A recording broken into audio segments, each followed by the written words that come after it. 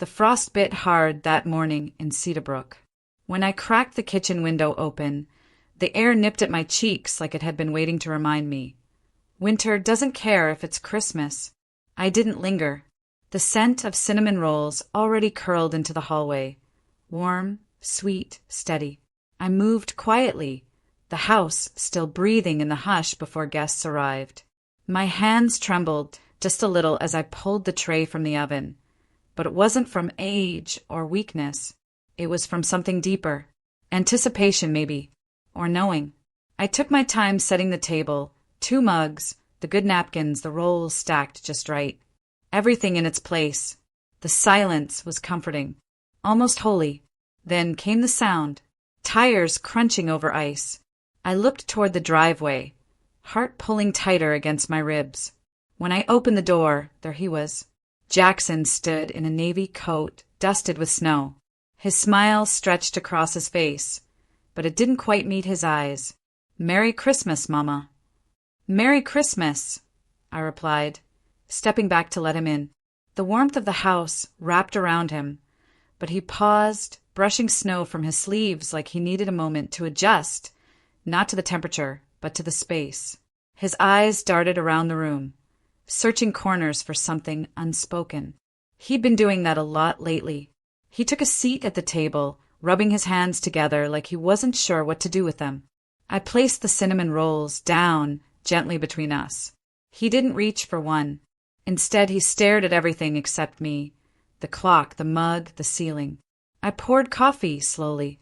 No rush. I've learned not to rush through moments that feel heavy. His voice broke the silence, a soft tremble tucked behind it. "Mom, you're still doing okay with the money Clara sends each month? The 6,000. The air didn't shift loudly, just sharper, like a quiet warning. I didn't answer right away. I watched the steam curl from the coffee. I studied his face, the tightness in his jaw. He expected me to smile, maybe laugh, maybe nod in confusion.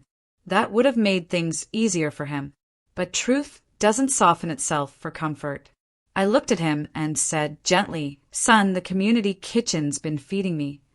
He blinked. A long, startled pause. What do you mean, the community kitchen?"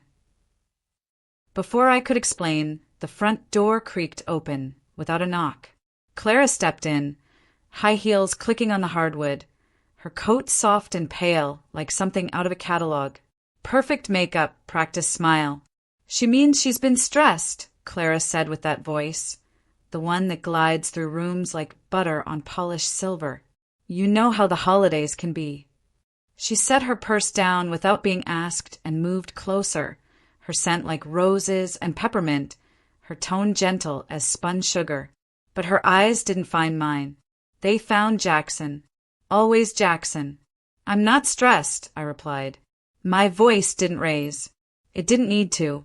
"I'm hungry." Clara laughed lightly as if I'd made a joke. "Ruby, come on. You must have just forgotten. Remember last month?"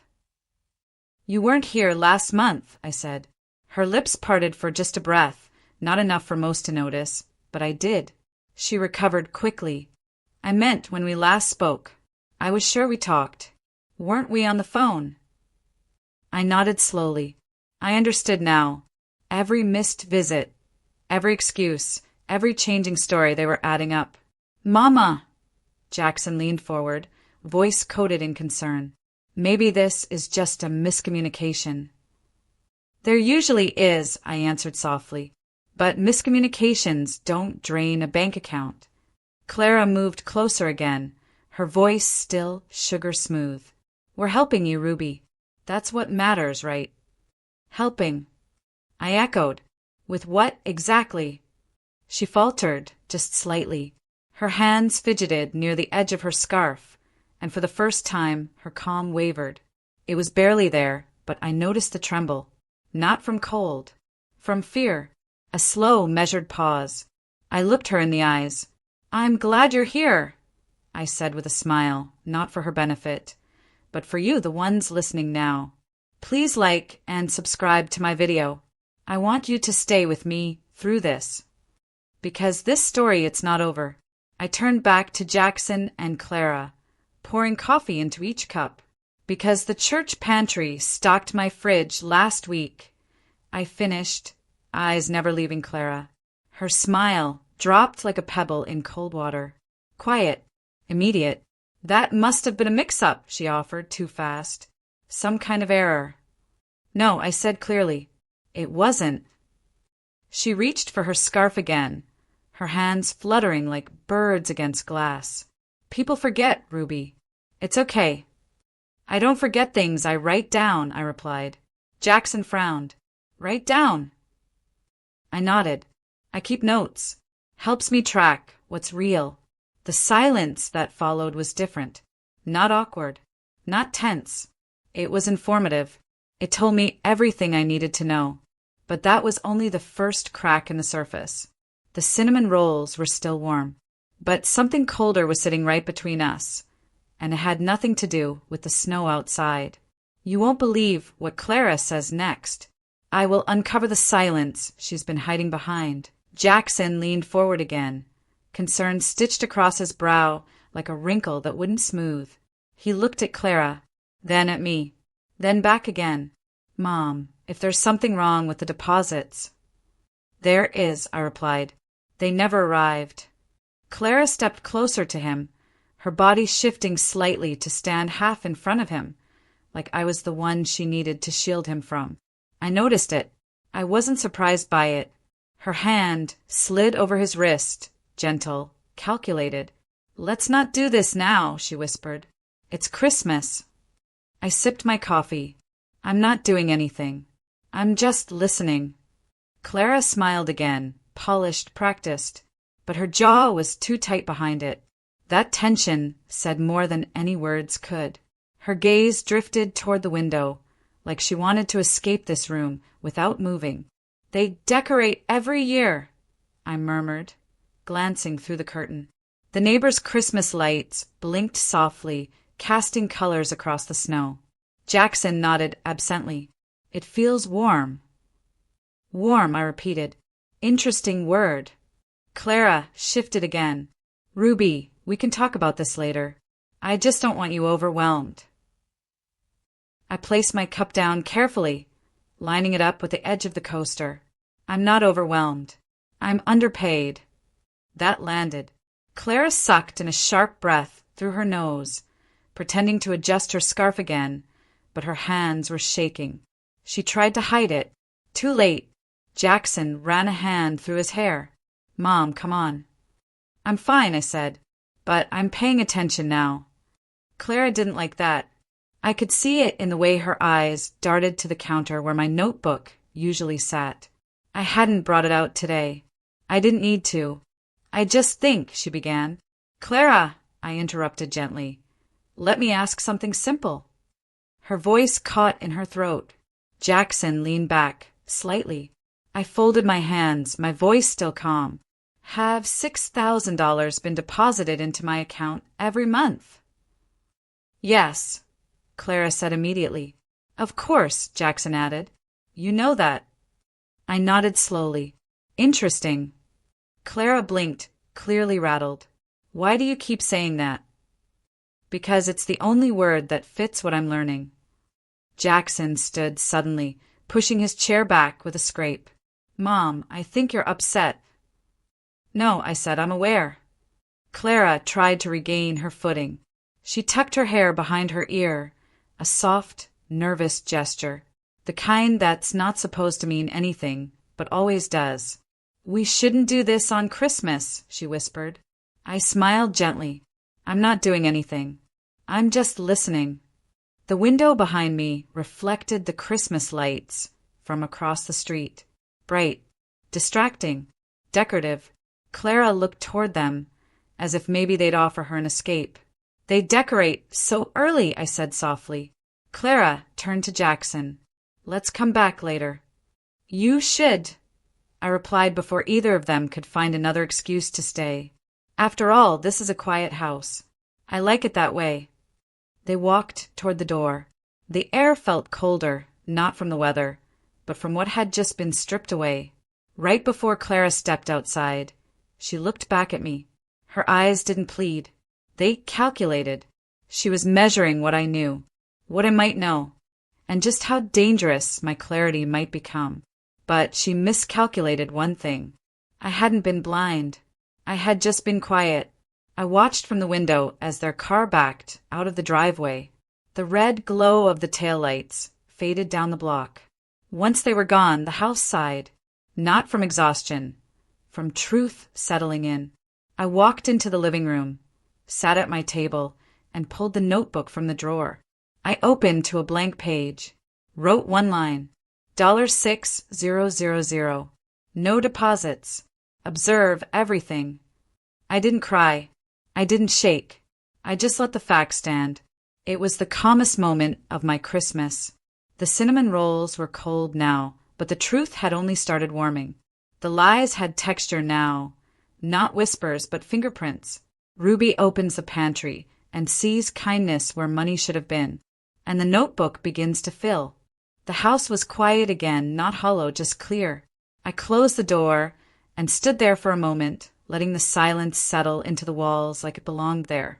No footsteps, no polite tension, just stillness. I moved through the kitchen slowly, every motion intentional. I folded the napkin that Clara had barely touched, wiped the crumbs off the table, cinnamon and sugar dust, all that sweetness left behind untouched. Routine has a way of making thought sharper. I took my notebook from the drawer and laid it out in front of me like a compass. The same notebook Clara once called old-fashioned, like it couldn't possibly contain anything useful. But paper remembers. Ink doesn't lie. I turned to the page from earlier.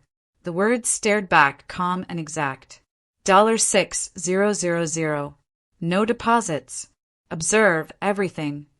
I added a small box next to the line. I knew what would come next. Step 1. Verify the pattern. I moved to the corner of the room where my modest desk sat by the window. A small lamp lit the stack of bills I'd placed there. Water, gas, electricity. I lined them up in a row, checking due dates. Dates I had paid. Payments I had made. The math didn't lie. If someone had truly been sending me $6,000 every month, the way they claimed, my account would reflect it. I reached for the calculator and began entering the months. One by one. January, February, March. By the time I finished, the total stared back. $72,000. My actual bank balance? $24,000. I didn't blink. I didn't gasp. $48,000 missing. I circled the number once. Not twice. Once is enough when you're being careful. Repetition makes emotion louder than truth. I stood and walked to the pantry. Opened the door. Inside, neatly arranged on the shelves, were the canned goods I'd received from the church the week before. Labels marked with donation stickers. Split peas, corn, powdered milk, kindness, shelf-stable, quiet, dependable. I stood there for a while, letting it sink in. Clara's version of events had no room for these cans. I returned to the table and wrote another line in my notebook. Pantry stocked by church. Confirmed. Then I sat down. My breath was even. My mind wasn't racing. It was arranging. I let the timeline run through my head like film behind my eyes. Clara's visits, her deflections, the way she glanced at Jackson before answering anything too specific, the way her fingers tightened whenever the subject of money came up. She once brought candles for Thanksgiving, said she'd made them herself, but the receipt had been tucked into the bag a high-end boutique. I remembered because the smell was too strong, too commercial. She said she bought it just for me, but her eyes were already on Jackson as she said it. Another moment returned, one from autumn. She'd visited me in September, said she was checking in, stayed 15 minutes, kept her purse on her lap the entire time, never touched her tea. I wrote, visit July, change subject. Visit September, nervous, kept purse on lap. Visit November, avoided kitchen. I underlined that last one. She'd refused coffee that day, stood near the doorway the whole time. I almost showed her my bank app. I almost mentioned the missing payments. She redirected the conversation so fast, I didn't even notice until now. I leaned back and let it all unfold in my mind. These weren't isolated lapses. They were structure. She wasn't just forgetful. She was rehearsed. Someone had built a system around my silence, assuming I wouldn't notice, or worse, that I wouldn't speak even if I did. But silence doesn't mean blindness. It never did. I flipped the page and wrote a line I remembered from Reverend Holt years ago. People who lie tidy usually have messy truths. He'd told me that after a fundraiser volunteer faked a donation receipt. I remember thinking, why lie about helping others? Now I understood. People lie not to gain but to hide loss, control, fear, image. I opened a drawer beside me and pulled out the envelope where I kept all my medical paperwork. I laid out the pages, cross-referenced the clinic forms, and there it was, Clara's father's name, the release form I'd signed for her. She'd cried a little when she asked, said she needed help with his insurance. She was so grateful, touched my hand, called me a blessing. I hadn't even looked twice, but now I stared at the paper with new eyes. My signature, clear and smooth, easy to lift, easy to scan. I scribbled softly in the notebook. Possible signature source, Clara's father's medical file. No anger, just awareness. I didn't want revenge. I didn't even want confrontation. I wanted clarity, because clarity doesn't shake. It doesn't yell. It holds the truth steady until someone else can't. And in this house, the truth had just begun to steady itself. The notebook was no longer a record. It was becoming a roadmap. Ruby finds out someone already tried to use her name at the bank. What they find will change everything. Morning came soft and gray. No sunrise, no cheer, just the kind of light that barely warms the kitchen floor. I tied my cardigan around me a little tighter, not from cold, from steadiness. Then I reached for the notebook. I flipped through the pages slowly. Each line brought weight, not in my chest, but in my hand. Tangible, traceable. The kind of weight that anchors you when people try to lift you out of your own reality. I picked up the calculator again, ran the math. Again, $72,000 owed, $24,000 received, $48,000 missing. Not feelings, facts. The bank would confirm it. And if they didn't, the truth already had.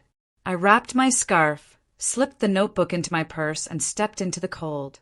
The porch was dusted with snow, soft and even. Untouched. I didn't brush it away. I walked through it. Each step left a clean print behind. That's how you know you're moving in the right direction, when the trail you leave is clear. At the bank, the heater blew lukewarm air, and the floor smelled faintly of citrus cleaner. I waited in line behind a woman, holding a deposit envelope, and a man checking his phone. When it was my turn, the young teller looked up with the sort of customer service smile I've seen 100 times before. "How can I help you today?" I placed my notebook gently on the counter. I'd like a record of the deposits made into my account this year. Full printout, month by month. She paused, fingers hovering above the keyboard. "Oh, you can usually check that on your phone." "My phone shows no deposits. I want confirmation." She glanced at the screen, biting her lip. "Maybe you're looking in the wrong section? That happens sometimes." I looked at her evenly. "I'm not looking in the wrong section." The girl's posture changed. Less casual now, more careful. She typed something. The silence between keystrokes stretched. "There haven't been any deposits since April," she said finally. Her voice dipped, like the number embarrassed her. The bank suddenly felt smaller. Not colder, not louder, just smaller. "I'll need the printed monthly breakdown." She hesitated. "We don't usually print unless it's necessary." Her eyes flicked toward a manager's desk. "I'll just get the print codes." The machine behind her clicked once, then again, and then rolled into motion. 1 page. 2. 3. 12. That sound, soft paper feeding into the tray, was the sound of truth catching up. She slid the stack toward me, then stopped. There's something. She fidgeted with the corner of the printout. Her face flushed slightly. What is it? I asked. Someone already requested this information last month. A pulse rang quietly in my ears. Not panic, recognition. Who? I asked. She swallowed. I can't release that. Did the caller claim to be me? I'm not allowed to confirm that. She didn't have to. Her refusal was confirmation. I slid the pages into my notebook, careful not to fold them. Thank you, I said. As I turned, she said, quietly, if there's a misunderstanding, maybe talk with your family. Sometimes relatives handle deposits. I paused, looked at her not unkindly. If I were confused, I said gently, I wouldn't know the exact month you stopped sending statements. Her mouth opened, then closed again. No answer, no denial, just silence. Outside, the wind had picked up, the kind that stung your cheeks, not because it was cruel, but because it didn't care whether you were ready. I opened my notebook on the hood of my car and wrote, deposits confirmed, none since April. Unapproved request for records, caller posing as me. I drew a thin line under it. Thin lines are surgical. They don't dramatize. They define. Then I did what Clara didn't expect me to do. I stayed calm. I absorbed the truth like a second skin. No rush. No breathless accusations. Just clarity in motion.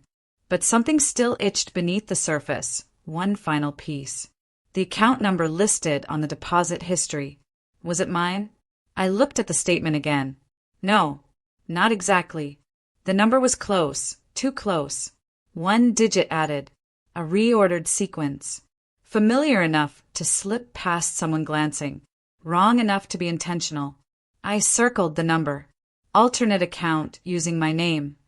A quiet knock startled me, but it was just an older man returning his shopping cart. He nodded as he passed, and I nodded back. Simple, ordinary life, happening right next to a fraud that had worn my name like a borrowed coat. I turned back to the page. Consistent structure. Caller. Fake account. Missing funds. Clara. The shape of it was no longer suspicion. It was proof in progress. But proof is only powerful when it's placed in the right hands. And the next pair of hands belonged to someone with access to the origin. Michael's office. Not for him. For the accounting department. That's where signatures lived. And signatures don't lie. They just wait to be compared. Ruby walks into Michael's building, not to cause a scene, but to trace a lie straight to its source. A signature is waiting for her, and it's wearing her name. Traffic was light that morning, the kind of quiet that feels deliberate, as if the world was making space for something inevitable. I parked across from Michael's office building, a sleek glass structure trying too hard to look neutral. Too clean, too symmetrical. Buildings like that weren't designed to welcome. They were designed to intimidate. But I wasn't afraid of reflections anymore. I stepped inside. The lobby was polished to perfection. White tile, brushed steel. A receptionist with a headset and a screen full of tasks. She looked up politely. Good morning. Do you have an appointment? No, I said, setting my bag down gently. I need to speak with someone from the accounting department. It's regarding transfers made under my name. Her smile stiffened just slightly. What's the reason for your inquiry? Verification. I'm here for clarity, not conflict. She blinked, then picked up the phone and murmured something low and quick. Her eyes flicked up to mine once, then back to the desk. One of our associates will be right with you. I waited. Within minutes, a young man appeared. Early 30s. Ty Askew. His posture was defensive before I even spoke. I'm Ben, he said, offering a handshake that lacked commitment. I can walk you upstairs. We moved to the elevator in silence. His fingers tapped against his thigh the entire ride, a rhythm out of sync with the soft instrumental music playing overhead. Nerves don't always shout. Sometimes they whisper at full volume. The doors opened to a narrow corridor lined with cubicles. Printers clicked, keyboards clacked. Numbers lived in this room, and numbers were the only thing I came for. Ben led me into a small glass conference room. One of our senior accountants will bring the files you requested. I don't need files, I said as I took a seat. He hesitated. Would you like water? No, I replied. I'd like accuracy. He paused for a second longer, then turned and left a little too fast. A few minutes passed. Then she walked in. Late 40s, black blazer, minimal jewelry, controlled expression. I'm Laura, she said, setting a folder gently on the table. I understand you're verifying monthly deposits. I nodded. $6,000 each month, I said evenly. I need to confirm which account received those transfers. She opened the folder. These are the records tied to your name. She turned the papers so I could see the account numbers. I leaned forward. One moment passed, quiet, sharp, and then I saw it. That is not my account. I didn't flinch. I didn't gasp. I simply said, that number is close, but not mine. She straightened in her seat. Well, it's the account listed under your profile. Names are easy to duplicate, I replied. Numbers aren't. Her lips parted, then closed. I waited. Quiet pressure works better than confrontation. After a moment, she shifted. There's a signature, a change authorization form. Would you like to see it? I would. She left the room. When she returned, she placed a single sheet in front of me. The signature was mine, but not mine. The pen strokes were too heavy. The loop in the R too sharp. The space between letters off, unnatural. It was like watching someone imitate your voice and miss the rhythm. I said nothing. Instead, I pulled out my notebook and flipped to the page where I kept copies of my real signatures, bank forms, church documents, clinic paperwork. Aligned them side by side. The difference was there. Clear. Laura leaned in. Her eyes darted across the comparison. Slowly, I saw it hit her, not with drama but with dawning. This signature on file, I asked, where did it come from? She hesitated, then said quietly, it was uploaded as a scan from a medical release form. I didn't even blink. That moment came back. The day Clara stood in my kitchen, soft voice, gentle hands, asking me to sign paperwork for her father's hospital. She'd hugged me afterward. Tight. Too tight. She knew what she had taken. Only one person had access to that file, I said. Laura didn't respond. She didn't have to. I turned to my notebook and wrote. Forged signature. Sourced from medical file. The words were quiet. The impact seismic. Laura's voice softened. Please keep this discreet. We don't want to cause unnecessary friction. I always keep truth discreet, I replied, until it's ready. She nodded slowly, then slid a copy of the form toward me. This is for your records. I folded it carefully, placed it beside my notes. Laura stared at the signature again. Someone went to a lot of trouble. No, I said. They just hoped no one would check. I stood. In the hallway, people moved past me. Conversations hummed. But there was a difference now. A shift. As I walked toward the elevator, eyes followed me. Not out of curiosity. Out of knowing. They knew something had cracked. And I was walking away with the sharpest piece of it. The elevator doors opened. Inside I saw my reflection. Steady. Unshaken. Focused. Not a woman unraveling, a woman rebuilding. Outside, the air was colder. The clouds hung low and heavy, like they were waiting to snow again. I stood by my car, opened my notebook, and wrote the last line of the day. She didn't just steal money. She borrowed my trust and forged it. The account had been rerouted. The signature had been stolen. Ruby will find out just how deep Clara's system goes when a quiet knock reveals an unexpected visitor with proof in hand. I didn't expect company that night. The sky had turned to ash outside. Snow lined the porch rails like the hem of a forgotten curtain. The house was warm, calm. I'd placed the forged signature into a labeled folder and tucked it in the drawer next to my notebook, not to hide it but to let it rest, like a truth waiting for its turn to speak. I had just settled into my chair, a cup of ginger tea in hand, when I heard the sound. Not the shuffle of holiday neighbors. Not a delivery. This knock was measured, firm. I stood and walked slowly to the front door, glancing first through the side glass. A man stood there, tall, shoulders stiff beneath a charcoal coat. Snow dusted his hair and glasses. He held a black folder against his chest like it meant something, like it carried more than papers. I recognized him immediately. Lawson, Michael's chief accountant. I hadn't seen him in person, only in photos, company events, newsletters, birthdays. But he wasn't here for any of that. I opened the door. "You're early," I said gently. "I needed to see you," he replied. His voice was steady, but his grip on the folder was tight. I stepped aside. "Come in."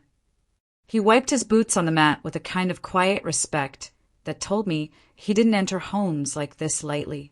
As he crossed the threshold, he looked around, not nosy, just observant, like someone who knew what details said about a person.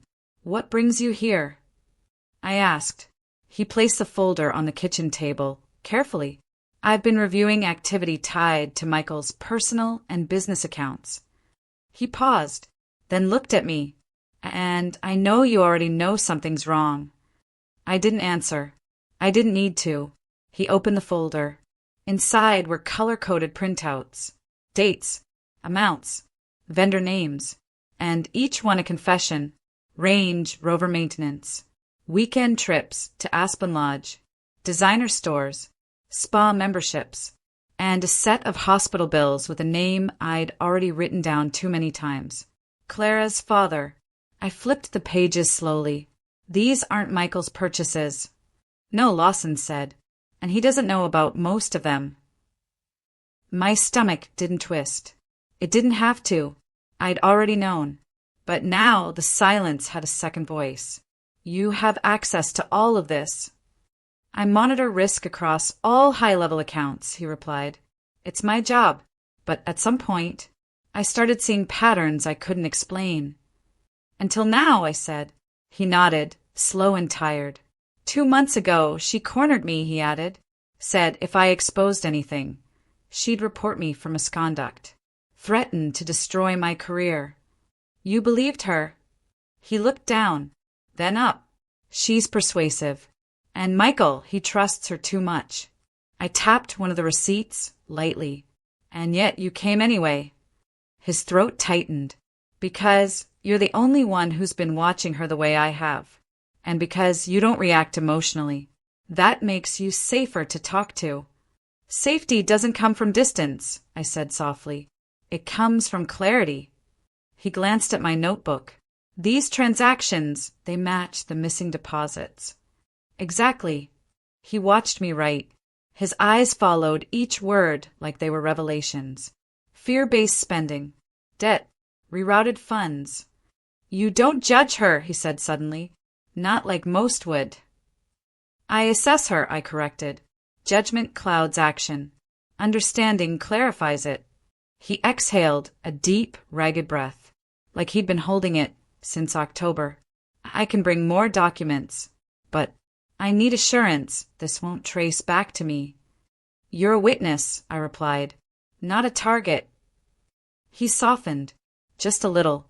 "You sound like someone who's handled worse." "I've handled life," I said. "It trains you." He watched me write another line. Repeated purchases, emotional leverage, hidden accounts. "What's next?" he asked quietly. "Nothing dramatic," I said. "Not yet. Just documenting." I nodded. "That's all. She'll expose herself when she feels safe again." Lawson looked at the window. Snow was falling again, soft, like dust from the ceiling of the world. "She isolates Michael," he said. "Yes," I replied, "because control needs silence. And Michael, he's always been too generous with silence. Lawson lowered his voice. You're going to break that. No, I said gently. She is. I'm just going to let her do it in front of the right people. He placed a hand on the folder. There's more. I'll bring it tomorrow. I placed mine over his. Leave this here. You're sure? I keep records, I replied. They're safer with me. He nodded once, then stood. I walked him to the door. The porch creaked beneath our feet. As he reached the first step, he turned back. You're not what Clara thinks you are. My brows lifted slightly. She thinks you're harmless, he added. I smiled, a calm, closed-lip smile. And that, I said softly, was her mistake. He looked down respectfully, then walked to his car. I watched him go, then stepped back inside, closed the door behind me, and walked straight to the table. My notebook waited like an old friend. I opened it to a clean page and wrote, She built her story out of convenience. I built mine out of proof. A sharp, new presence enters Ruby's kitchen. Someone who doesn't ask for permission, only facts. And together, they start shaping the legal side of Clara's collapse. The next morning began early, not from nerves, but from structure. When your mind stops spinning, sleep doesn't drag you down. It lifts you up. I moved with quiet purpose, washed a single dish, folded the dish towel, boiled water for tea. Then I placed 3 items on the kitchen table, side by side. The notebook, the black folder, a fresh pot of tea. At exactly 9 o'clock, the knock came. Lawson, punctual as always, but this time he wasn't alone. Behind him stood a woman with a sharp coat, a leather briefcase, and the kind of expression that belonged to someone who had learned to hear a lie before it was spoken. She didn't smile. She didn't need to. "Emily Rowan," she said, removing her gloves without breaking stride. "Financial investigator. I understand we're reviewing misconduct."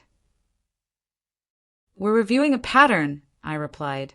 She raised an eyebrow, intrigued. We sat, the 3 of us, around the table. A triangle of silence at first, one that hummed with energy. Lawson opened the black folder, spreading out the documents with clean precision. Emily removed a yellow legal pad and uncapped her pen. "Tell me everything," she said, her voice clipped, but not cold. I slid my notebook forward. "This began 8 months ago," I said. "Deposits stopped. Clara said she was sending them, but my account never reflected that." Emily scanned the notebook. Her eyes didn't just read, they measured. Lawson pushed forward a printout. "These are charges tied to Michael's personal accounts, her father's hospital bills, travel expenses, designer purchases." "She covered the bills at first," I said, then escalated. Emily's fingers paused on the forged signature. "She copied your handwriting," she said, almost admiring the effort. "Not bad, but not good enough." "She used fear to rationalize it," I explained. "When people are afraid of losing stability, they believe anything is justified." Emily tapped the signature with her pen. This could win a case. Easily. "I don't want a case," I said, sipping my tea. That surprised them both. "Then what do you want?" Emily asked. "A clean exposure." Emily leaned back in her chair.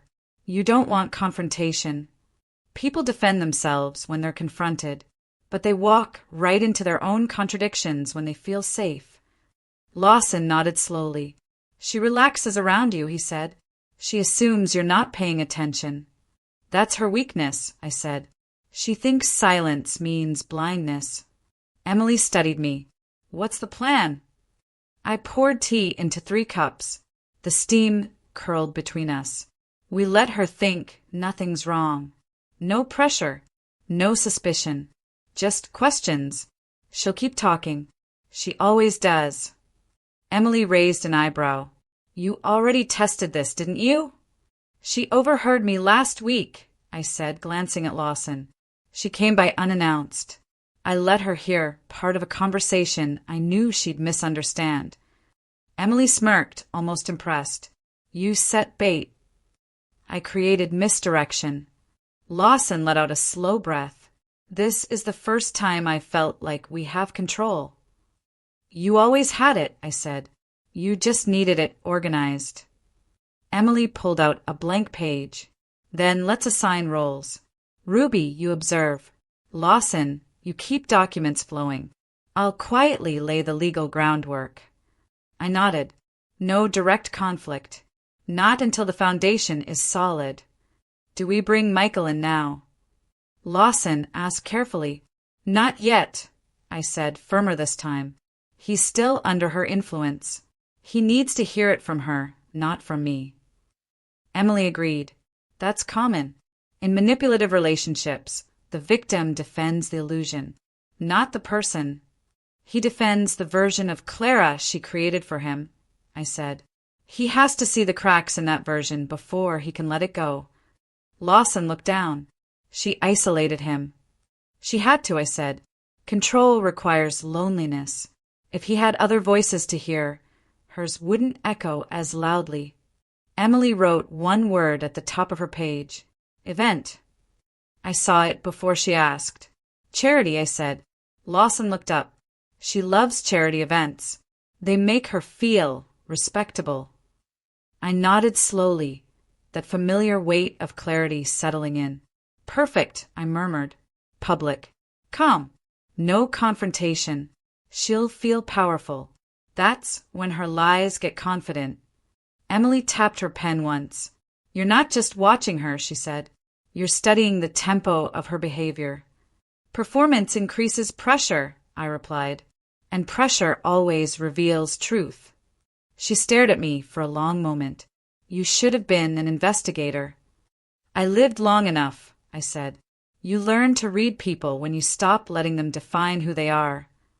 We continued for another hour, sorting receipts, cross-referencing counts, mapping visits, statements, contradictions. Every detail placed in the notebook with slow, firm strokes. When I closed it, the spine creaked from fullness. She'll reach out soon, I said. Emily zipped her briefcase. What makes you so sure? Because people always check the doors they think they left unlocked. Lawson gathered the remaining papers. What do you want us to do when she does? Nothing, I said. Emily paused mid-step. Let her talk. Let her feel safe. Let her underestimate me one more time. Lawson and Emily stood. They understood. I opened the door for them. Snow cracked beneath their feet as they stepped onto the porch. The quiet of winter wrapped around us. You give calm a different meaning, Emily said. I looked back at the table where the notebook waited. Calm keeps the truth steady, I replied. They drove away without another word. I returned to the table, opened my notebook, and wrote. She built her house on polished glass. Now all I need is light. Clara walks into the exact moment Ruby has built for her, a quiet, unsuspecting dinner where one wrong answer opens every locked door. The table was set for 3. Nothing extravagant, just warm lighting, clean dishes, and a roast that filled the air with quiet comfort. I chose the menu carefully, familiar, soft, nostalgic. People tell the most lies when they feel sentimental. Clara arrived first. She wore winter white, subtle makeup, a scarf that looked more decorative than warm. She greeted me with a kiss on the cheek and a bottle of wine I didn't ask for. I thought we could all have a quiet evening, she said, stepping in like she owned the floorboards. We can, I replied. She glanced around the kitchen. You redecorated? No, I said. You just stopped paying attention. Her smile flickered. Just briefly. Jackson followed soon after, holding a dessert box and looking like he wanted to be anywhere but between 2 women who held too much of his past. We sat. I served. Clara talked. She was in fine form, asking questions, spinning small stories, complimenting my strength and how great I looked for my age. Her charm came dressed in silk tonight, carefully pressed, but I noticed her eyes flick once toward the corner drawer, where I used to keep my banking papers. She was checking for exposure. Thank you for dinner, Mama, Jackson said, cutting into the roast. You're welcome, baby. I waited until Clara was comfortable, chewing, nodding, glancing at her reflection in the window. Then I said it, softly. Michael told me something funny the other day. Both their forks paused midair. What's that? Clara asked, voice perfectly neutral. He said, he's surprised I'm still so independent, I said, sipping water. That the monthly support really helped take the pressure off. Clara smiled, a hair too quickly. That's sweet of him. Funny thing is, I continued, I don't recall seeing those deposits. Jackson looked at me, then at Clara. Clara's fingers tensed around her fork. I'm sure they're there, she said, light as air. Maybe a different account. I tilted my head, thoughtful. I only have one. She laughed, a touch forced. Well, sometimes banks make mistakes. You know how it is. Jackson frowned. I thought you checked? I did, said. More than once. The silence sat longer now. Then Clara leaned back with a soft sigh. You know, Ruby, I don't think this is the right time to dig into finances. It's family dinner. We should just enjoy. It is the right time, I interrupted gently, because this isn't about money. This is about patterns. Her face tightened. The first sign she understood this wasn't a slip of the tongue. I reached into the drawer behind me, set the notebook gently on the table. Neither of them moved. Clara, I said calmly, I know about the signature, the rerouted account, the deposits that stopped in April. I know you used my medical release form to forge bank documents.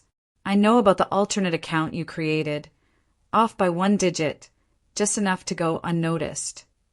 Clara didn't blink, didn't deny, but her throat moved, one swallow hard and dry.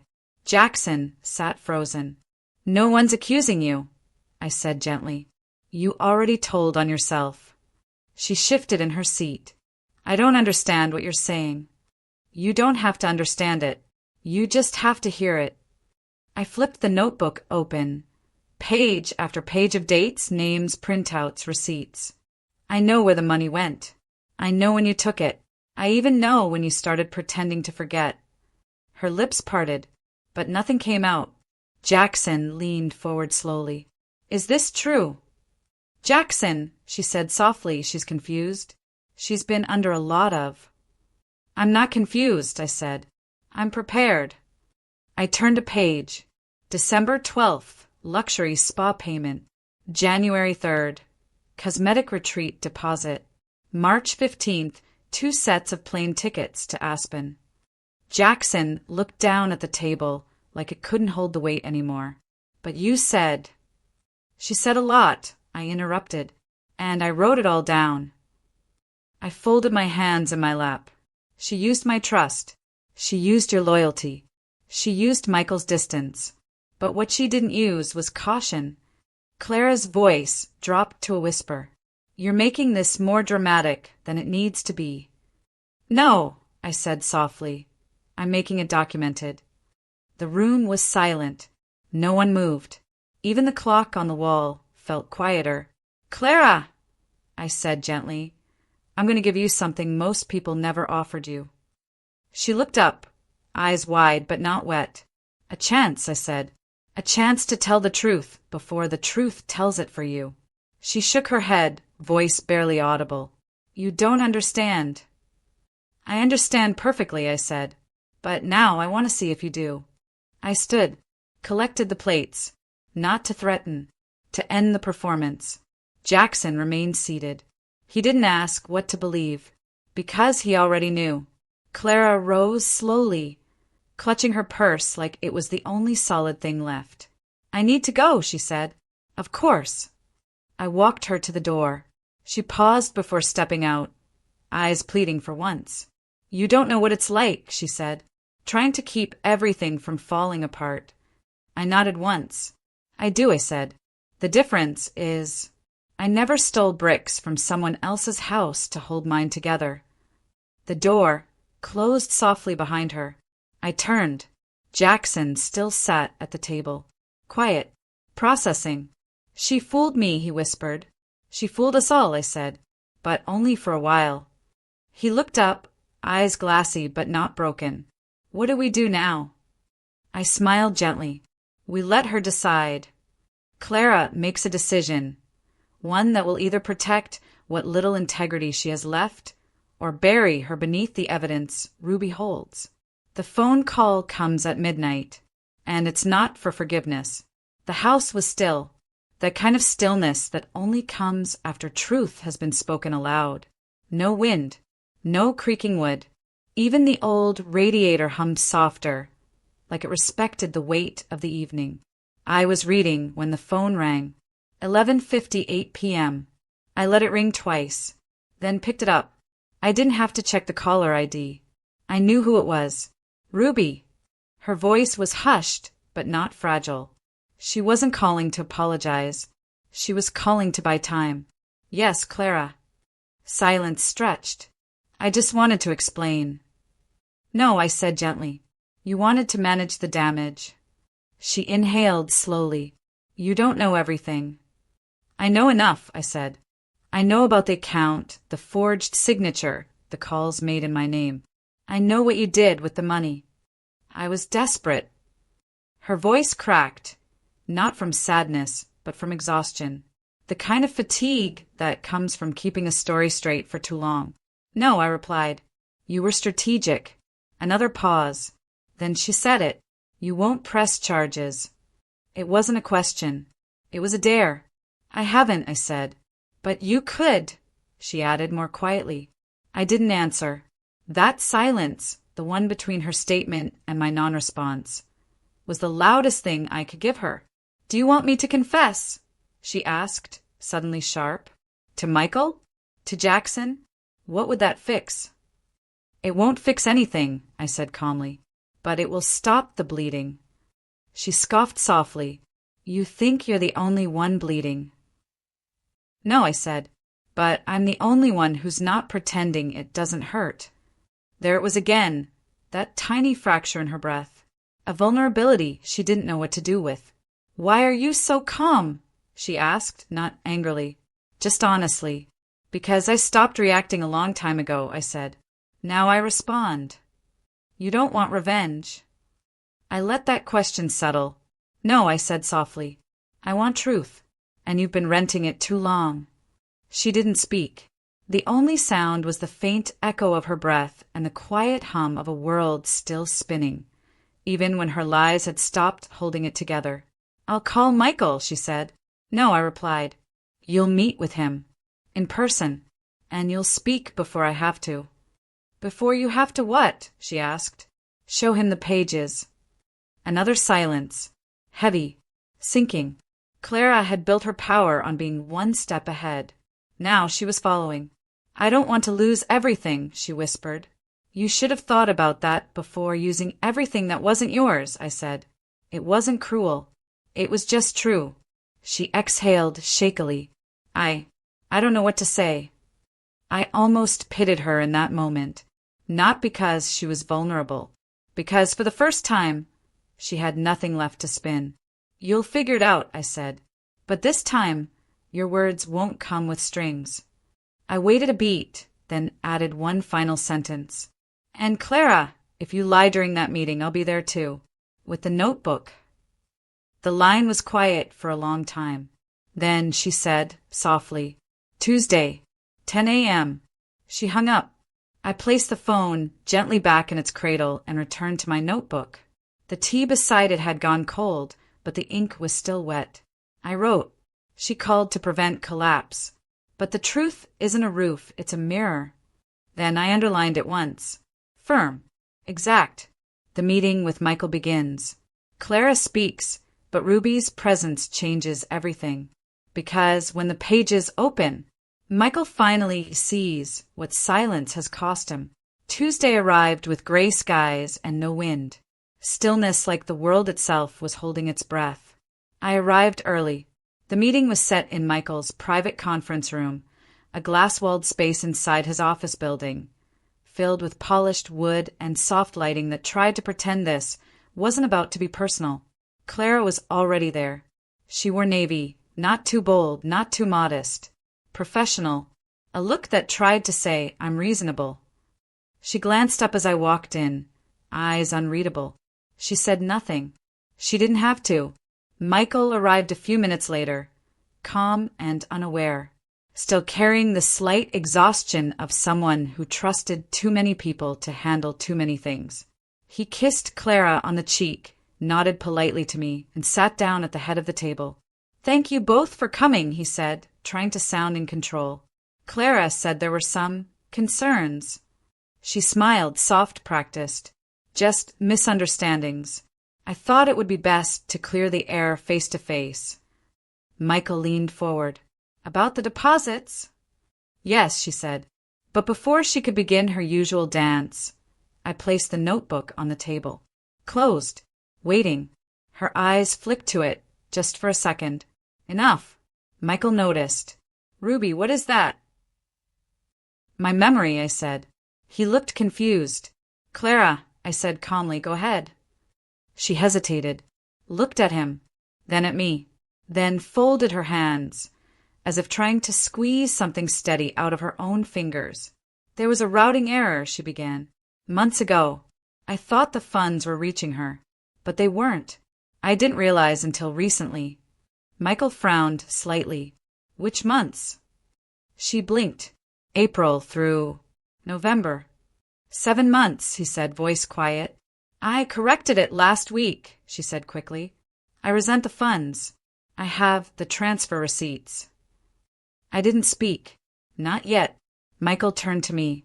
Is that true? I met his eyes. Kind eyes. Tired eyes. Eyes that didn't want to believe what they were about to hear. No, I said. I opened the notebook. Turned it around. 1 page. Then another. 7 entries. Cross-referenced. No deposits. No errors. No corrections. No receipts. I verified with the bank, I said. Then with your accounting office. Then with Lawson. Michael's expression changed. Just slightly. Clara looked at him. There must be confusion. There isn't, I said gently. I turned another page. The account number the funds were sent to? It wasn't mine. It was close, but not mine. Michael looked at her. Longer this time. Clara stiffened. I didn't mean. You forged a document, I said quietly.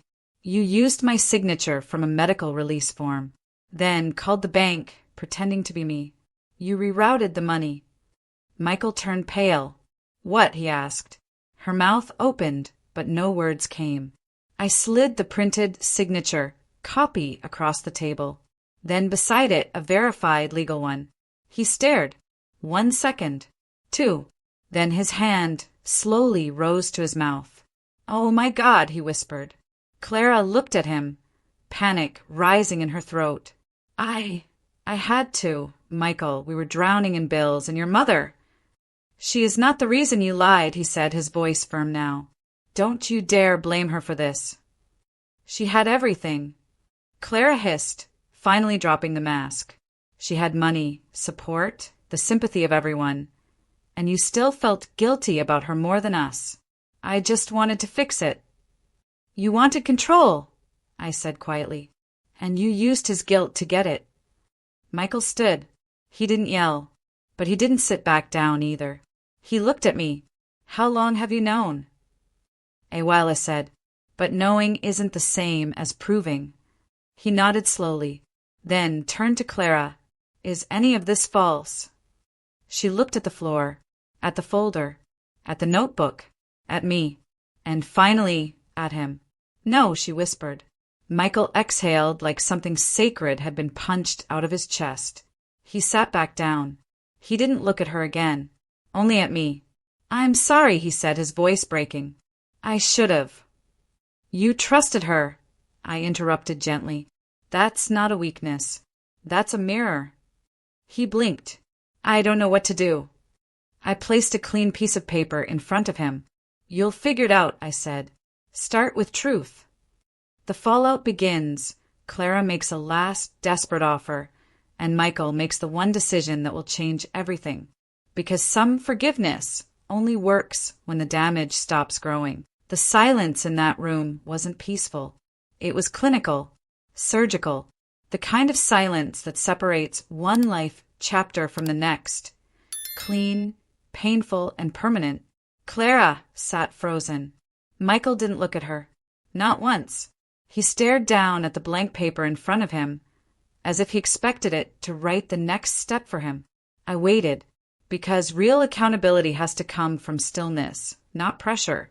Finally, Clara spoke. Her voice was quiet, polished again, but the cracks in it showed. "I'll return everything," she said. "Every dollar. I'll fix this." Michael didn't blink. "You can't return trust," he said. "You stole something I would have given you." She reached for his hand, gently, slowly, but he moved it away like her fingers were fire. "You knew what this would do to my relationship with her," he said. "You counted on me, not checking." "I was trying to protect us," she whispered. "No," I said softly. "You were trying to protect the version of yourself you showed everyone else." Clara turned to me, not defensive, not apologetic, just hollow. "Do you really think I'm a monster?" I paused, then answered with quiet precision. "No, I think you're someone who got away with shortcuts for too long. And when people stopped questioning your story, you stopped editing it." Her mouth trembled. I was scared. "I know," I said, "but fear doesn't excuse fraud." Michael stood again, this time slower, heavier. "I have to report this," he said. Clara's eyes widened. "You don't. You can't. We're married." "That's exactly why I have to," he replied. "Because if I don't, I become part of it." She stood too, panic in her every movement now. "I'll sign over the account," she said. "We can move the money back. Start counseling. You don't have to destroy everything over a mistake." "This wasn't a mistake," he said louder now. "This was a system. You built it. You used her name. You used my position. And if I stay quiet now, it tells everyone that silence is stronger than truth." She stared at him, breathless. I was going to come clean." "No," I interrupted. "You called me at midnight. Not him. You didn't want to confess, Clara. You wanted to negotiate." That landed hard. She sat back down, slowly, as if her legs couldn't hold her anymore. Michael turned to me.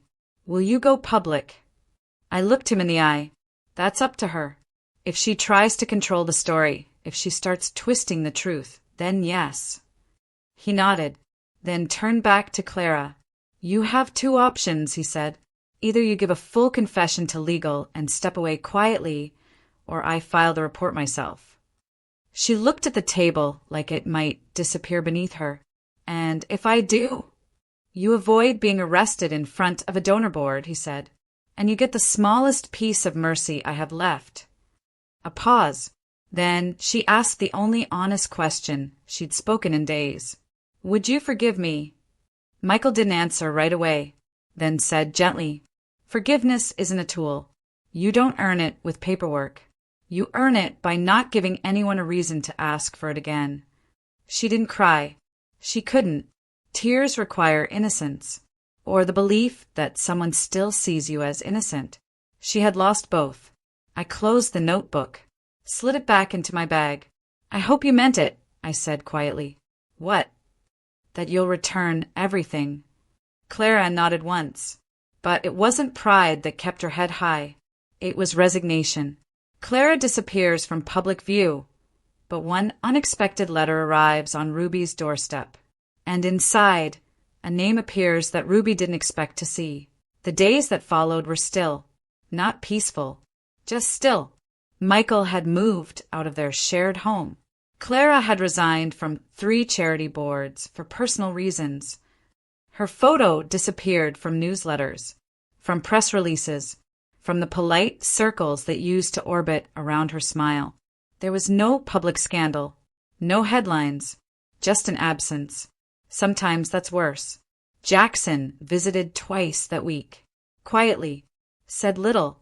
Just sat in the living room with a mug of tea, looking at the walls like they might explain something. "I didn't think she was capable of it," he said once. I didn't answer. Because people are capable. That's the part we ignore until it's our turn to stop. On Thursday, the mail came like it always did, a small stack, soft and ordinary. A heating bill, a church newsletter, and one envelope without a return address. Cream-colored, heavy paper, handwritten, just my name, Ruby. I opened it slowly, expecting a quiet apology or an unsigned confession. But it wasn't from Clara. It was from someone else.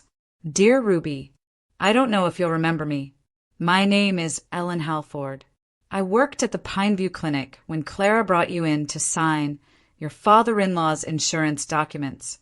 That day has stuck with me. You were kind, gentle.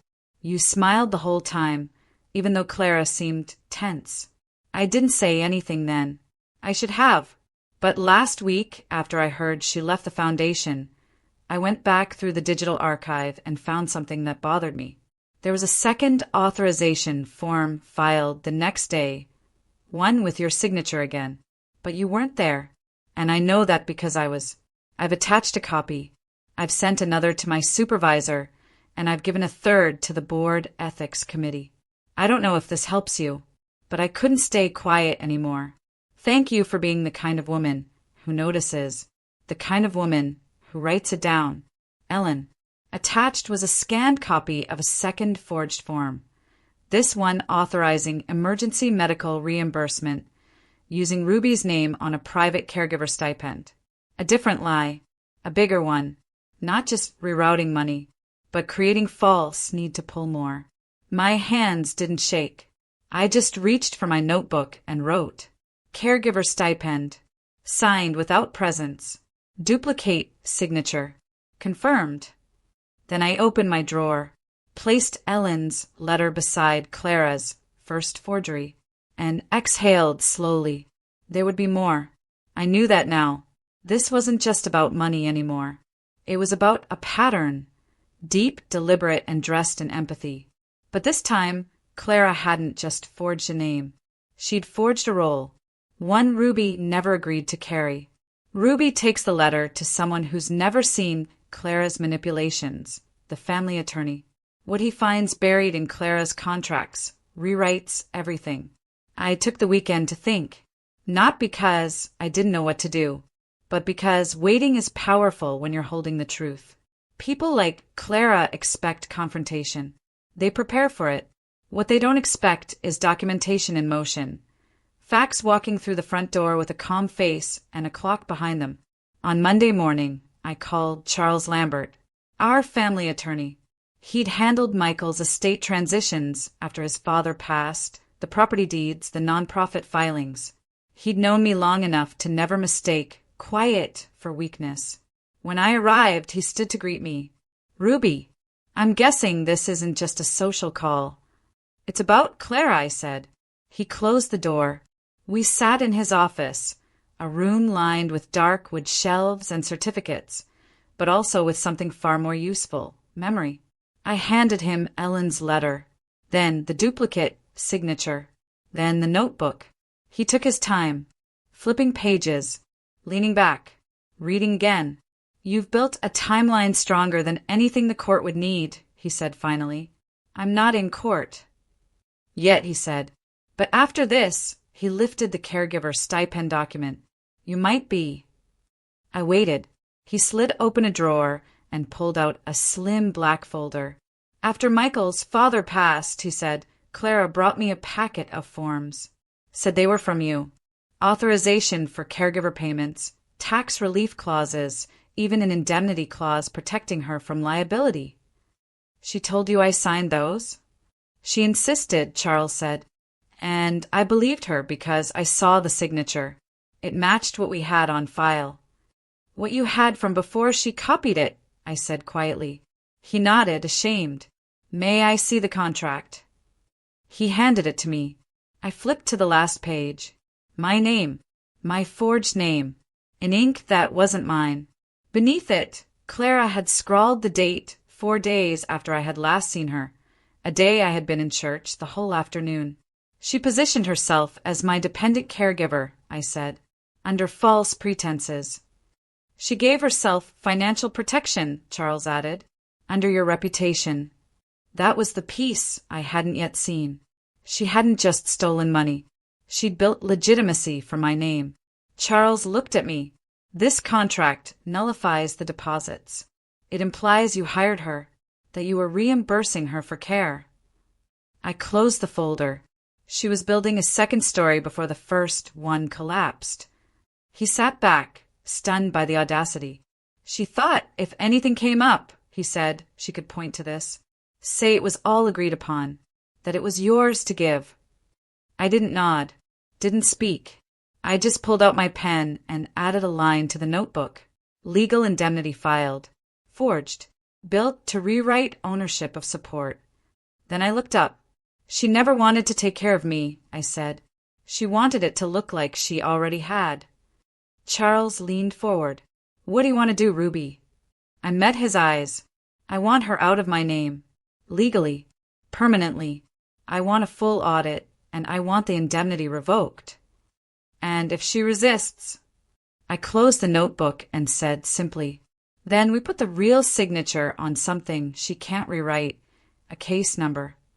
He nodded slowly, then asked the question I had already answered. Are you sure? Charles, I said, rising from my seat. She used my silence as currency. That ends now. Ruby delivers a certified letter to Clara's door, and this time she doesn't knock. What Clara finds inside threatens to unravel the last protection she thought she had.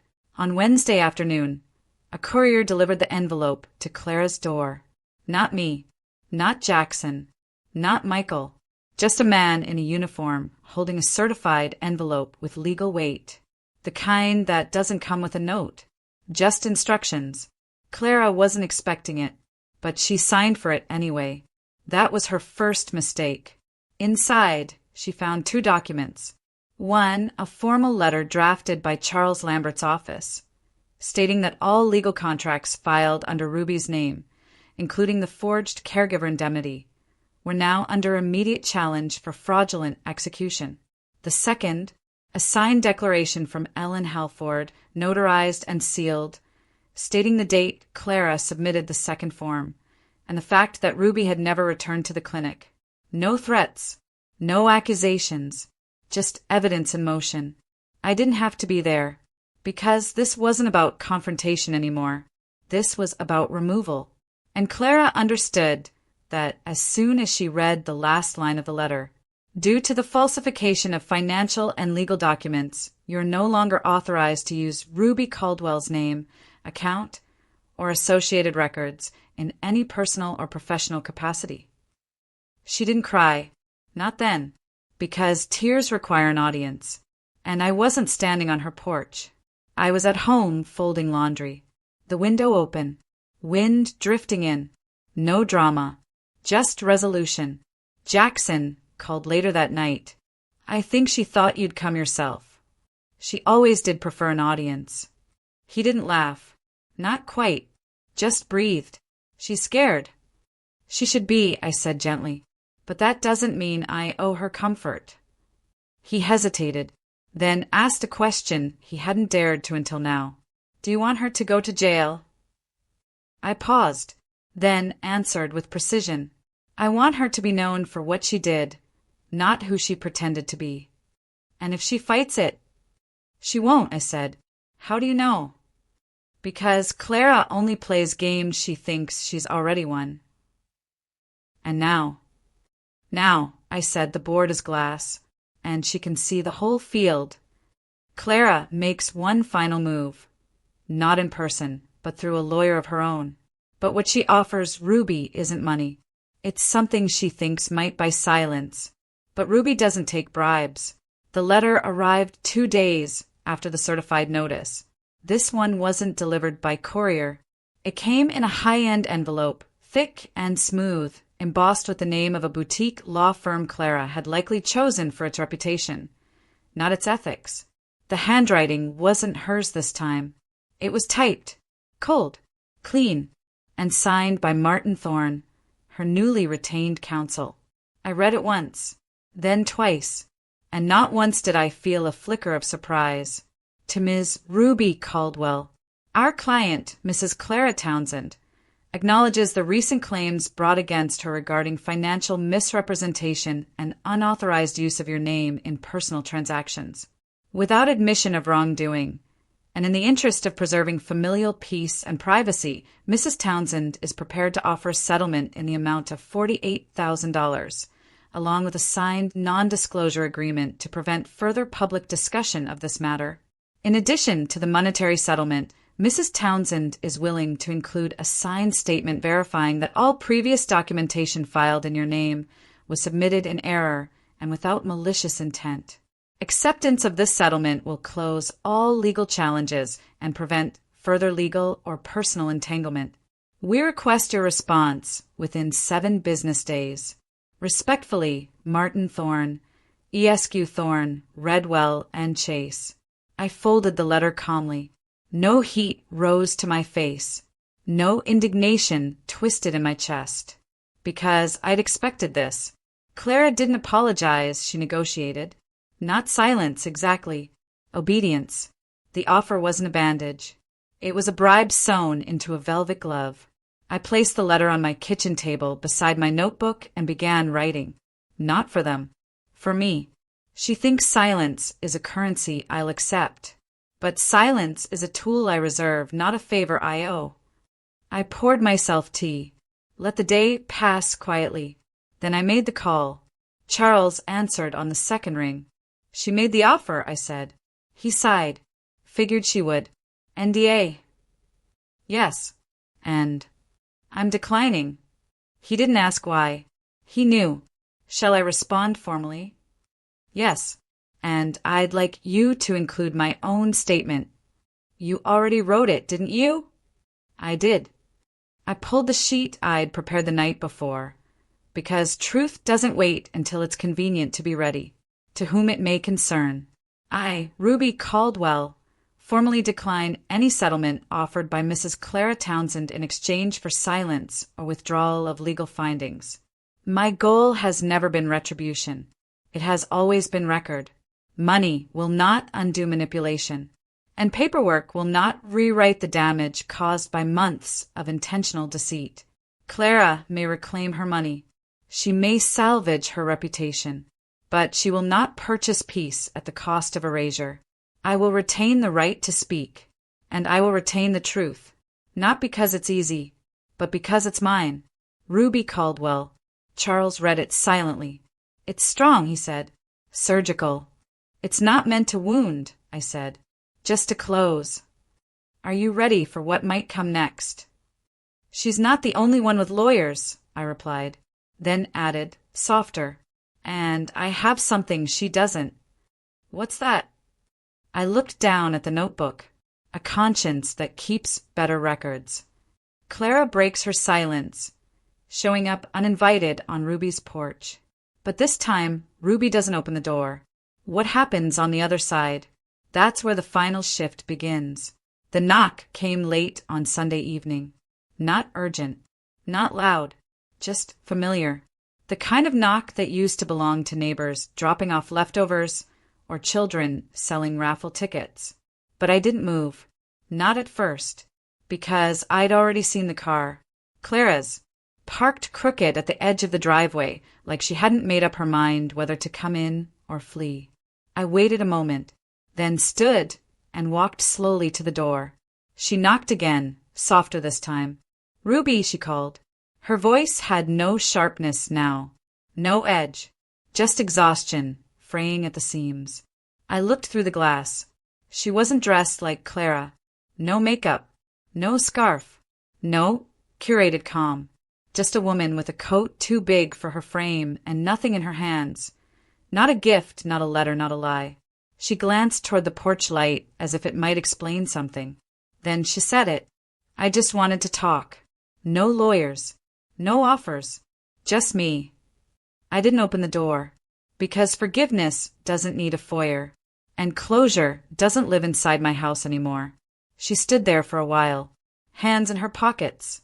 Shoulders bent against the cold. Like someone waiting to be let in from a storm, she started herself.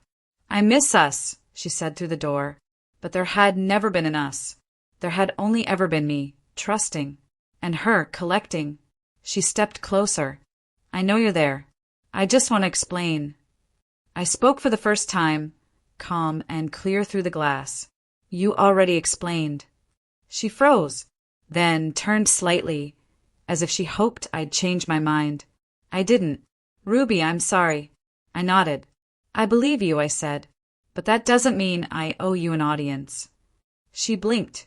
The wind caught the edge of her coat. Her hands curled tighter in her pockets. I don't know what to do. That's because the story's no longer yours to control, I replied.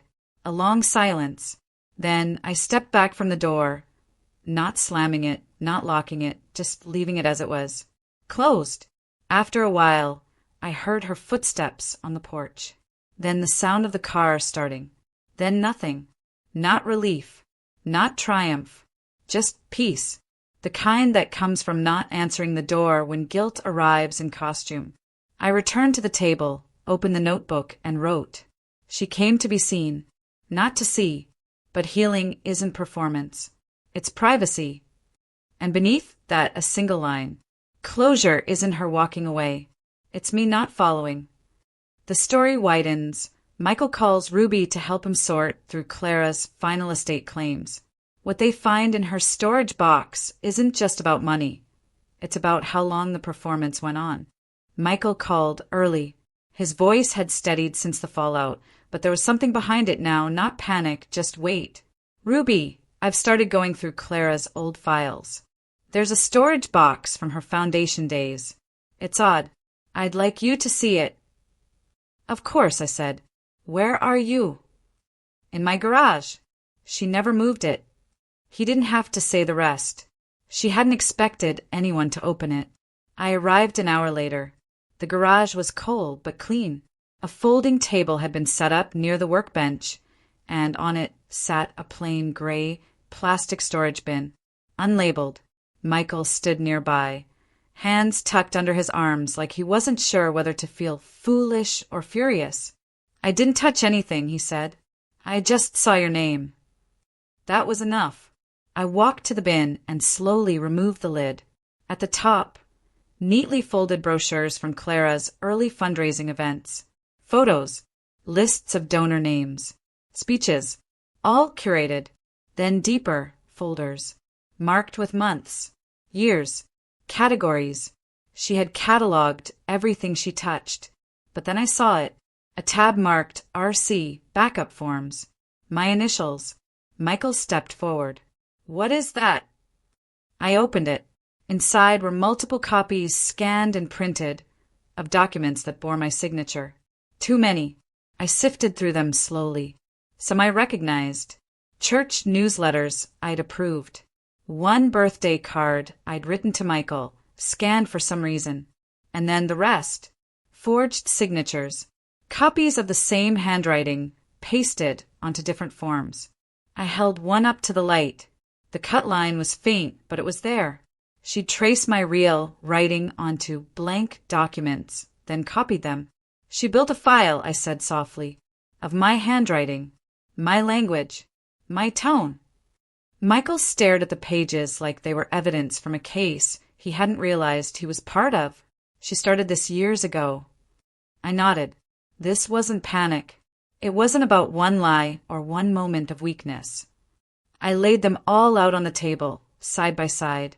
A pattern, dates, purposes, all used to make it look like I was more involved in her efforts than I ever had been. Fundraisers I'd never endorsed.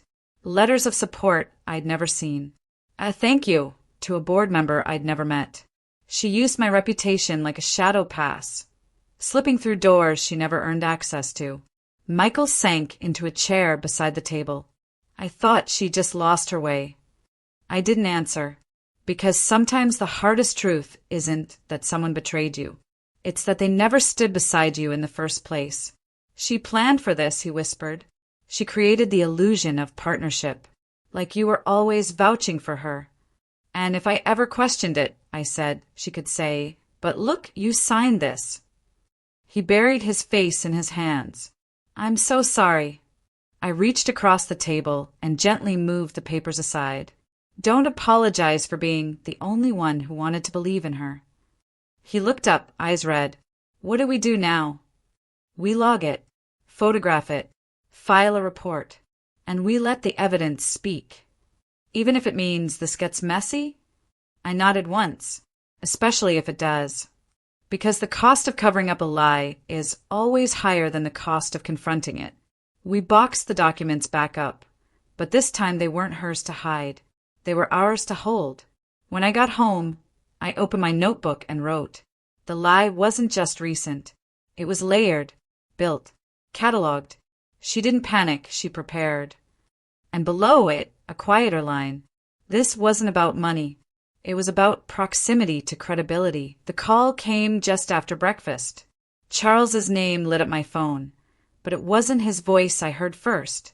It was the sound of paper shuffling. Frustration. A slow sigh. Then, she's filed a formal response. I didn't have to ask who.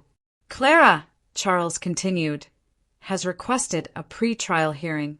She's contesting the forgery claims, says the documents were approved verbally and that you had full knowledge of the caregiver arrangement.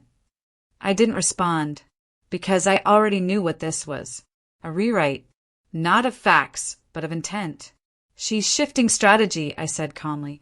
Yes, he replied, and she's bringing a witness. I waited. She's calling Rachel Keller. That name froze the air in my lungs. Rachel, my old assistant, bright, polite, quick to agree. She'd worked for me 2 years ago, help sort my mail, update my records, file donations, answer emails. Young, eager, and apparently reachable. She says Rachel was present during a verbal consent conversation regarding the documents. I stood from the table. Paced once. She's building doubt, I said. Not in me, in my memory. Charles's voice was quiet now. We'll challenge it. If Rachel supports her, we'll depose her. But if she folds... She won't fold, I interrupted. She believes what she was told. Do you want me to reach out? No, I said. I will. Because sometimes when the past is called to the stand, you need to face it before the courtroom does. I found Rachel's number in an old address book. She answered after 3 rings, cheerful and breathless. Hello. Rachel. It's Ruby Caldwell. A pause. Then, hi. Wow. It's been a long time. It has. I didn't waste time. Clara has listed you as a witness in her forgery case. She claims you were present during a verbal approval I gave regarding medical documents. Is that accurate? Another pause, then nervous laughter. She said you might be upset, Rachel said. But I do remember something like that. She came into the office one day, said you wanted to expedite some forms. She told me not to disturb you because you were resting, but she assured me it was already approved. I closed my eyes, and there it was, the missing piece. Rachel had never witnessed consent. She had witnessed a performance. A one-sided script Clara delivered while I was likely in the next room, drinking tea or folding towels. Unaware my name was being rented behind a closed door. She used your trust, I said softly, and now she's using your name. Rachel didn't answer. I gave her the silence to let the truth settle. Then I added, you were kind, helpful, and exactly the kind of person Clara knows how to shape. But now that you know what's coming, you have a choice. She exhaled, shaky. I didn't mean to lie.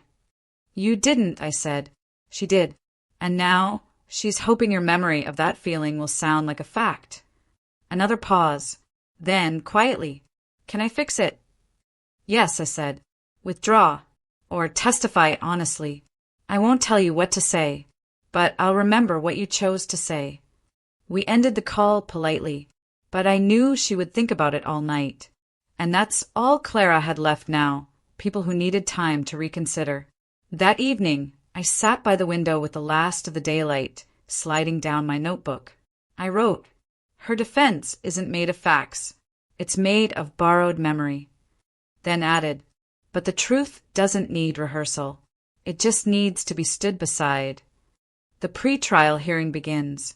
Ruby watches as Clara makes her statement, but it's Rachel's testimony that turns the tide, because the difference between remembering and witnessing is everything. The courtroom was quiet, not cold, not dramatic, just quiet, like a room not used to truth taking up space. It wasn't a trial, not yet, just a pre-trial hearing, one final attempt for Clara to argue that no fraud had occurred, that everything was either understood, miscommunicated, or taken out of context. I didn't bring the notebook, not because I didn't need it, but because the truth no longer lived on paper. It was walking into the room behind me. Rachel arrived just after I did, small, nervous, hair pulled into a bun that kept slipping. She didn't make eye contact right away, but her hands didn't shake.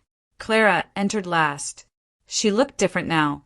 Not polished, not threadbare, just calculated. A careful middle, as if she thought looking too undone might work against her, and looking too perfect might confirm everything I'd claimed. Her lawyer rose first, delivered the usual, respectful tones, vague acknowledgments, phrases like misunderstanding, historical context, family discretion, and then his final line, Mrs. Townsend's former assistant, Ms. Rachel Keller, will confirm that Ms. Caldwell provided verbal approval for all documents in question. The judge looked toward Rachel. Ms. Keller, please step forward. She did. Slow, measured, took the oath, sat down, and then the questions began. Did you ever witness Ruby Caldwell sign a medical indemnity or caregiver reimbursement form on behalf of Mrs. Clara Townsend? No, Rachel said. Clara blinked, once sharp. Her attorney tilted his head. Rachel continued. I saw the forms. I remember Clara referencing them, but Ruby wasn't there. Clara told me she had approval, but I never heard it. My breath stayed even. I didn't smile, because this wasn't victory. It was correction. So when you say you remember something like a verbal agreement, I remember Clara saying Ruby agreed, Rachel said, but I never heard Ruby say it herself. Not once. There it was. The fracture. Small, but fatal, because Clara had built her defense on proximity, the idea that if Rachel was nearby, it must have been witnessed. But Rachel didn't fold, didn't hedge. She told the difference between being told something and seeing it. The judge leaned forward. Do you believe you were misled, Ms. Keller? Rachel looked over at Clara, and for the first time in the hour-long hearing, her voice didn't tremble. Yes, she said. I believe Clara used my presence to create the illusion of consent. Clara's face didn't change, but her posture did, a slight collapse in the spine. She knew. The last tool had failed. The courtroom didn't gasp. No one cried. There was no hammer of justice striking gavel, just paperwork moving. The judge closed her file, glanced at both lawyers and said, based on the evidence presented, the matter will proceed to trial unless the defendant offers full restitution and legal withdrawal from any claim or document bearing Miss Caldwell's name. Then she looked directly at Clara. And Miss Townsend, I suggest you choose clarity over performance from here on out. I left the courtroom without looking back. Rachel caught up with me outside. I didn't know how much it would matter, she said softly. It mattered because you didn't bend, I replied.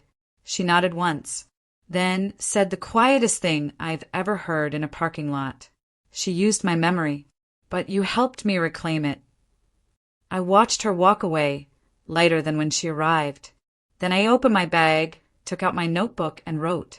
She lost the case before it began, the moment someone else remembered clearly. And below that, not all witnesses wear robes. Some just finally stop agreeing. Clara's lawyer returns with a final proposal. Full withdrawal, full restitution, but one last condition. And Ruby has to decide if resolution is worth the cost of her voice. 3 days after the hearing, Charles called. He didn't sound surprised, just careful. She's ready to settle. She? I asked, though I already knew. Clara. Full withdrawal of all documents. Full restitution. No trial. And he paused. She wants one condition, a non-disparagement clause. I smiled, but there was no warmth in it. She still thinks this is about narrative. Yes, Charles said. She thinks if she can erase the facts, she can at least bury them. I walked to the window, watching winter slide across the trees like a sheet being pulled over old furniture. Tell her no. You're sure? Yes, I said. If she wants resolution, she doesn't get to rent silence. She'll be advised to go to trial. Then I'll bring the notebook. But she didn't go to trial. 2 days later, another envelope arrived. Smaller this time. Inside, a signed legal statement acknowledging all falsified documents. Full withdrawal of her name from caregiver roles, financial authorizations, and board affiliations. An apology, not handwritten, not emotional, just typed. It read, I misrepresented the truth. I used the trust of those around me to gain access to resources I was not owed. I accept the consequences of my actions and release any claim to silence regarding this matter. And at the bottom, in ink that did belong to her, Clara Townsend. I placed the paper in the back of the notebook. Didn't frame it, didn't even reread it, because some truths don't need reliving. They just need recording. Later that week, Michael visited. He looked lighter, not healed, not whole, but real again. We sat on the porch with tea. No drama, no documents, just air. She's moved in with her sister, he said. I nodded. She told people she stepped away for personal reasons. Most believed her. They always will, I said. That's not your battle. He was quiet a moment. Then, you never wanted revenge, did you? No, I said. I wanted the story to stop bending. And now it doesn't bend. It just sits still. He smiled faintly. Do you think she'll do it again? I sipped my tea. She'll try. And what happens then? I looked out across the yard. She won't have my name to help her. That night, I returned to the notebook one final time, turned to the last page, and wrote. She used my silence as strategy. She used my kindness as currency. She used my absence as permission. But I was never missing. I was watching. And now, I am heard. Ruby Caldwell.